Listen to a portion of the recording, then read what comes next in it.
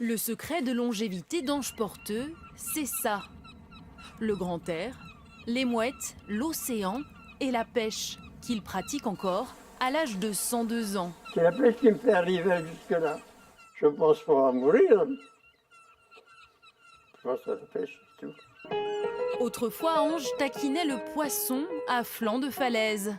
Aujourd'hui, ses jambes ne sont plus aussi agiles, mais il pêche encore en mer plusieurs fois par an. J'attendrai le jour et la nuit, j'attendrai toujours ton retour. Et il compte bien s'adonner à ce petit plaisir encore longtemps. Ah, moi, je peux vivre jusqu'à 200 ans. Hein. J'ai du matériel pour vivre encore un bon siècle, oui. Ange Porteux deviendra peut-être l'un de ces super centenaires, chaque année plus nombreux. À 117 ans, la japonaise Nabi Tajima est la doyenne du monde. En France, c'est Honorine Rondelot, 114 ans, qui détient la palme. Mais jusqu'à quand ces stars de la longévité repousseront-elles les limites du corps humain? Pourrons-nous vivre un jour au-delà des 122 ans et 5 mois de la doyenne de l'humanité, Jeanne Calment? J'ai eu de bons fabricants. Une question qui divise le monde scientifique. Selon certains chercheurs, la réponse est sans équivoque. L'espérance de vie maximale de l'homme serait située entre 115 et 120 ans. Cette liste, c'est la liste des supercentenaires vivants en juillet 2017. Après avoir étudié minutieusement le parcours de santé des personnes les plus âgées de la planète, Jean-François Toussaint dresse un constat.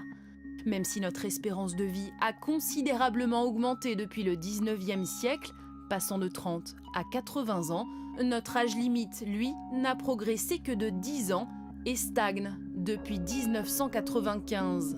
Mais pourquoi la science ne pourrait-elle pas repousser cette limite? Selon lui, elle ne promet plus de progrès majeurs en la matière. On a zéro élément permettant de suggérer que nous allons dépasser cette limite. Dans la science médicale, on voit que le retour sur investissement, entre guillemets, demande de plus en plus d'efforts, alors que les gains sont de plus en plus faibles actuellement. Mais tous les chercheurs ne sont pas de cet avis. Ce neurobiologiste, par exemple, est beaucoup plus optimiste. Il a trouvé comment rallonger l'espérance de vie des souris de 30% grâce à une manipulation génétique. Ici, vous voyez la souris qui est dans un test de mémoire. Aujourd'hui, il cherche à adapter cette découverte à l'espèce humaine.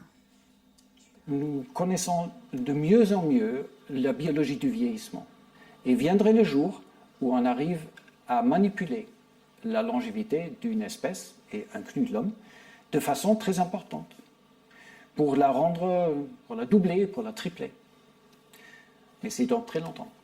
Vivre plusieurs centaines d'années, un rêve qui laisse pourtant Ange Porteux sceptique.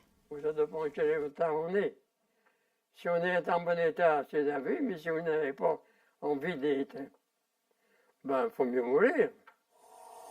Pour rester en forme, le centenaire travaille chaque jour à la fabrication de ses leurres de pêche, sa cure de jouvence quotidienne.